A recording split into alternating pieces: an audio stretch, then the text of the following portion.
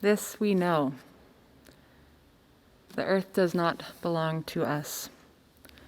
We belong to the earth. This we know. We did not weave the web of life. We are merely a strand in it. This we know.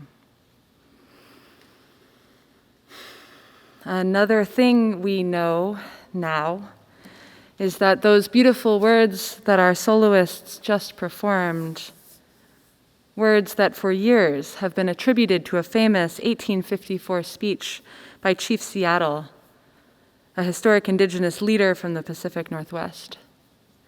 Those words were, in fact, written by a screenwriter named Ted Perry.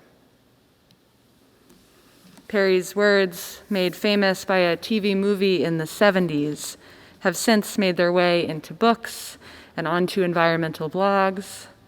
They've inspired sermons and formed the basis for children's books. They're even found on t-shirts and bumper stickers, and of course in songs, like the one we just heard. Consistently, they're attributed to Chief Seattle, an anglicization of Chief Siach. There's a decent amount of scholarship that traces how this widespread misconception came to be.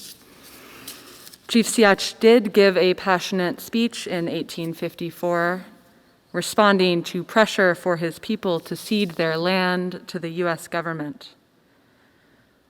One of the eyewitnesses that day, a poet and doctor named Henry Smith, did take notes, but Smith's grasp on Chief Siach's native Lushootseed was a little less than perfect. He'd only been with the Duwamish people for about a year, and he didn't write up his notes for another 33 years. Several adaptations emerged from Smith's version, changing a bit each time, like a game of telephone. And finally, one of those was the inspiration for Perry, who penned a rousing environmental appeal for his version of Chief Seattle to offer in a film. The speech, then stripped of its attribution to Perry by the producer, who wished it to have the illusion of greater authenticity. And the real Chief Siach starts to vanish behind white people's use of him. There wasn't malice or conspiracy in this, a creative liberty, a little exaggeration, a consistent neglect of sourcing.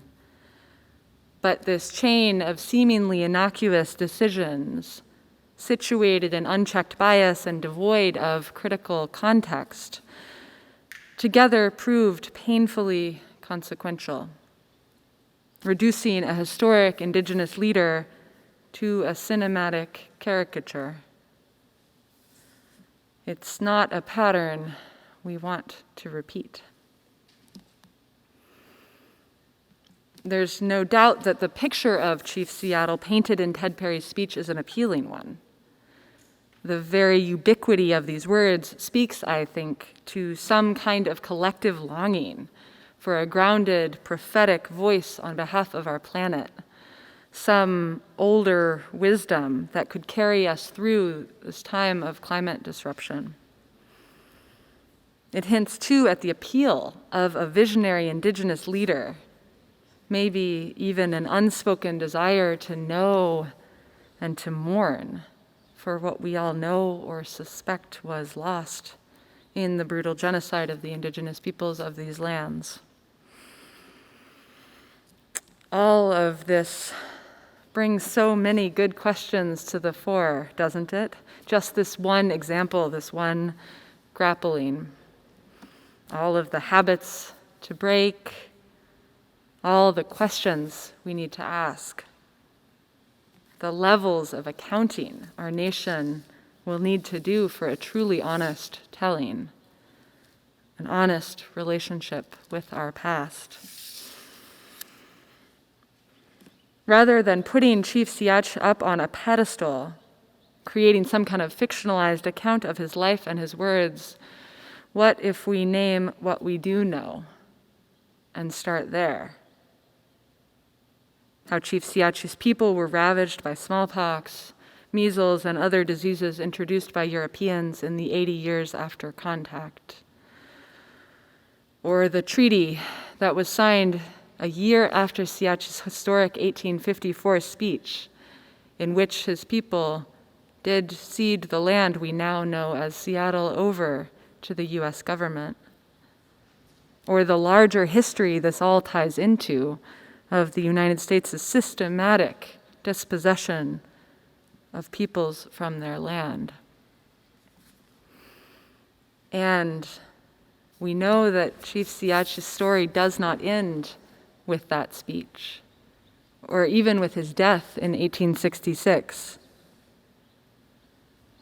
When you search for the Duwamish people, what you find just below the name of the website that leads you to them are these words in all caps: "We are still here."